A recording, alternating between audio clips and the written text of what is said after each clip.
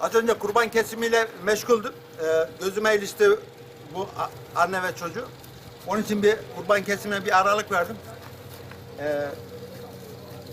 Bu yavrumuzu yine Mogadishu'da hastanede tedaviye alacağız inşallah. Ben de özellikle takip edeceğim. Ben de merak ediyorum bu çocuğun iyileşim aşamasının nasıl olacağını. Tabii bu tür çocuklar burada daha yani bayağı Sayıları var. çok fazla değil mi Ömer abi? Evet. Yani bu Gıda sorunu yani düzenli beslenememe sorunu. İyi bakılabilirse bu çocuğun bir an önce toparlanması en az 6-7 ay alabiliyor. Çünkü sindirim sistemleri tamamen harap oluyor bu çocuklar. evet. Elleri görüyorsunuz. Ayaklar sadece kemik ve deriden ibaret. Adı ne bunun? Adı neymiş?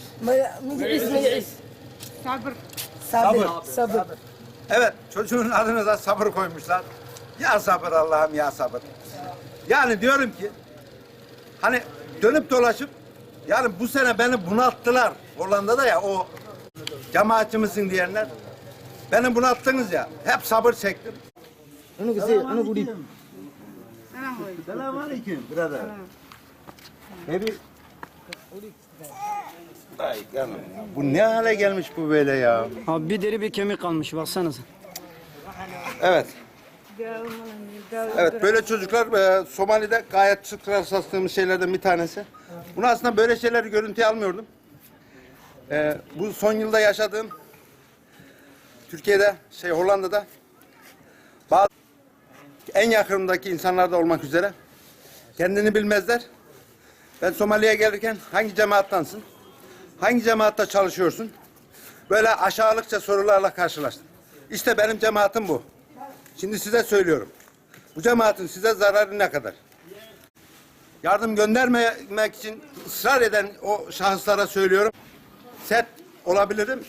Bunları ben yaşıyorum. Burada bazı geldiğimde çocukların kucağımızda öldüğü anlar bile oldu. Hastanelerden. Gittik gördük çocuk yerlerini. Buyurun. Benim cemaatim bu çocuk. Tanışın yani. Benim cemaatim açlığı protesto etmektir. Dünyada. Sadece protesto etmek değil, insanlara bir şeyler yapabilmek de önemli olan. Ve bunun için sizden yardım istedim. Ve siz beni cemaatlerle bağlantı kurmaya, örgütlerle bağlantı kurmaya çalıştınız.